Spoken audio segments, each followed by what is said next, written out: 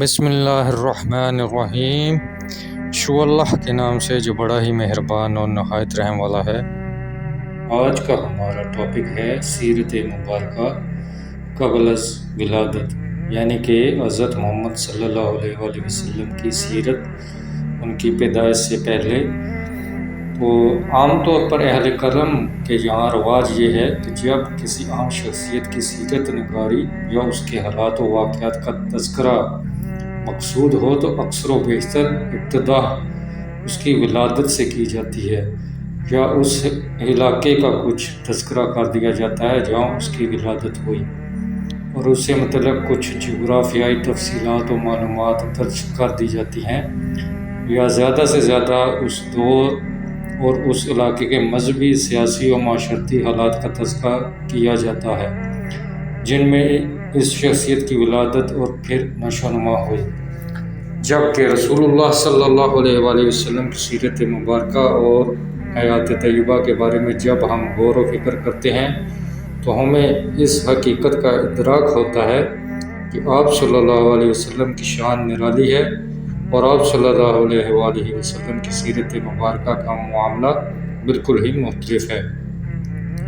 کیونکہ آپ صلی اللہ علیہ وآلہ وسلم کا مبارک تذکرہ تو آپ صلی اللہ علیہ وسلم کی ولادت سے بہت پہلے ہی سے چلا آ رہا تھا۔ گزشتہ امتوں میں بھی آپ صلی اللہ علیہ وآلہ وسلم کا چرچا تھا، اور آپ صلی اللہ علیہ وآلہ وسلم کی شخصیت گزشتہ انبیاء کرام علیہ السلام کے نزدیک جانی پہچانی تھی، اور اس حقیقت کو جاننے کے لیے کسی تاریخی کتاب کی ورق گردانی کی کوئی ضرورت نہیں، کیونکہ یہ حقیقت خود قرآن کریم سے ثابت ہے۔ چنانچہ قرآن کریم میں ارشاد ہے،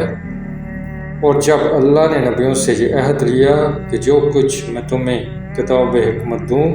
پھر تمہارے پاس وہ رسول آئے جو تمہارے پاس موجود کتاب کی تصدیق کرنے والا ہو،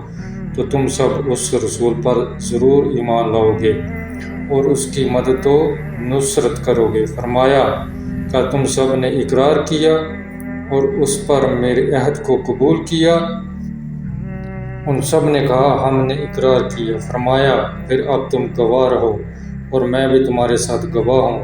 کہ جو کوئی اس عہد و اقرار کے بعد پھر جائے تو یقیناً وہی لوگ نافرمان ہیں۔ یعنی رسول اللہ صلی اللہ علیہ وآلہ وسلم کے بارے میں گزشتہ تمام انبیاء کرام علیہ السلام سے یہ عہد لیا گیا کہ اگر ان کے دور میں ہی آپ صلی اللہ علیہ وسلم کا ظہور ہو گیا تو وہ اپنی نبوت چھوڑ کر آپ صلی اللہ علیہ وآلہ وسلم پر ایمان لائیں گے اور آپ صلی اللہ علیہ وآلہ وسلم ہی کا اتباع کریں گے۔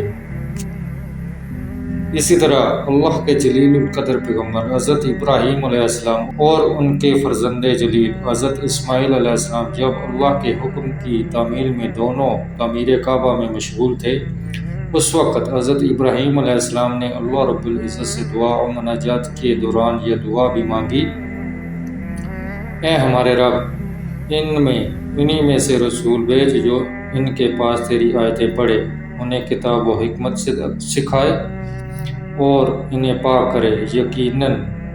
تو غلبہ والا اور حکمت والا ہے۔ قرآن کریم میں ارشاد ہے، وہی ہے جس نے ان نوحاندہ لوگوں میں انہی میں سے ایک رسول بھیجا جو انہیں اس کی آیتیں پڑھ کر سناتا ہے اور ان کو پاک کرتا ہے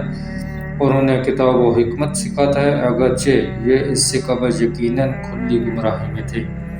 مفسرین اس بات پر متفق ہیں کہ اس سے مراد رسول اللہ صلی اللہ علیہ وآلہ وسلم ہے، یعنی حضرت ابراہیم علیہ السلام نے جو دعا مانگی تھی اس کی قبولیت آپ صلی اللہ علیہ وآلہ وسلم کی بعثت کی شکل میں ہوئی۔ اسی طرح حضرت عیسیٰ علیہ السلام جو کہ رسول اللہ صلی اللہ علیہ وسلم سے 600 سال پہلے گزرے ہیں، قرآن کریم میں ان کے بارے میں تذکرہ ہے کہ انہوں نے اپنی قوم بنی اسرائیل کو خطاب کرتے ہوئے نبی آخر الزماں صلی اللہ علیہ وآلہ وسلم کے بارے میں یوں خوشخبری سنائی، اور جب مریم کے بیٹے عیسیٰ نے کہا کہ اے بنی اسرائیل، میں تم سب کی طرف اللہ کا رسول ہوں، مجھ سے پہلے کی کتاب توریت کی میں تصدیق کرنے والا ہوں، اور اپنے بعد آنے والے ایک رسول کی میں تمہیں خوشخبری سنانے والا ہوں جن کا نام احمد ہے،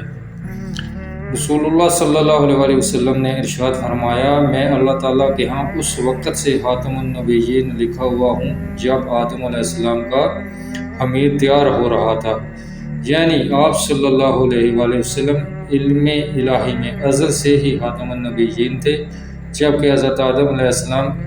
اس وقت تخلیقی مراحل میں تھے۔ نیز رسول اللہ صلی اللہ علیہ وسلم کا تذکرہ چونکہ سابقہ کتب السماویہ میں موجود تھا، اس لیے اہل کتاب آپ صلی اللہ علیہ وسلم کی بعثت و رسالت سے بخوبی واقف تھے، اور آپ کی شخصیت ان کے نزدیک خوب جانی پہچانی تھی، اور قرآن کریم میں متعدد مقامات پر اس بات کا تذکرہ موجود ہے۔ مثلا ارشاد ربانی ہے، اور جب اللہ کی طرف سے ایک کتاب قرآن کریم ان کے پاس آئی جو تصدیق کرتی ہے اس کتاب توریت کی جو ان کے پاس تھی، حالانکہ یہ پہلے خود اس کے ذریعے کافروں پر فتح چاہتے تھے، اور جب وہ چیز آ گئی تو باوجود اس کو پہچان لینے کے اس کا انکار کرنے لگے۔ اللہ کی لعنت ہو انکار کرنے والوں پر۔ یعنی یہ یہود مدینہ جب کسی جنگ کے موقع پر مشرکین سے شکست کھا جاتے تو دعا کرتے کہ یا اللہ آخری نبی کو جلد مبعوث فرما تاکہ اس کے ساتھ مل کر ہم ان مشرکین پر غلبہ اور فتح حاصل کر سکیں۔ یعنی رسول اللہ صلی اللہ علیہ وسلم کی بعثت ان کے علم میں تھی اور اس چیز سے وہ واقف تھے، مگر اس کے باوجود محض حسد کی وجہ سے انہوں نے کفر کیا۔ اسی طرح قرآن کریم میں ارشاد ہے، جنہیں ہم نے کتاب دی ہے وہ تو اسے یعنی رسول اللہ صلی اللہ علیہ وسلم کو ایسے پہچانتے ہیں جیسے وہ اپنے بچوں کو پہچانتے ہیں۔ ان کی ایک جماعت حق کو پہچان کر پھر اسے چھپاتی ہے، یعنی رسول اللہ صلی اللہ علیہ وسلم کی شخصیت اور آپ کی حقانیت اور صداقت ان اہل کتاب کے ہاں اس قدر معروف اور یقینی تھی، اور وہ اس طرح آپ صلی اللہ علیہ وسلم کو جانتے اور پہچانتے تھے